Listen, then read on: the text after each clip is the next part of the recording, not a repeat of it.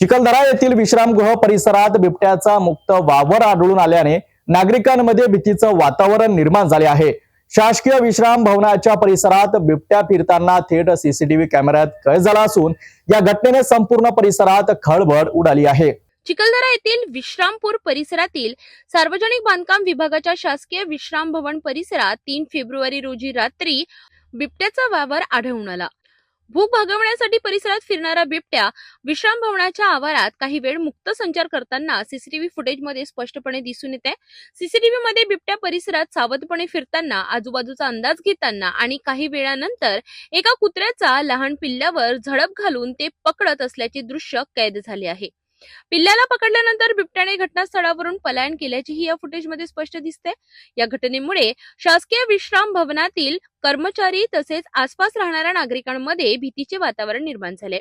रात्रीच्या वेळी बाहेर पडणे टाळावे, लहान मुले आणि पाळीव प्राणी सुरक्षित ठेवावेत असे आवाहन नागरिकांकडून करण्यात येत आहे।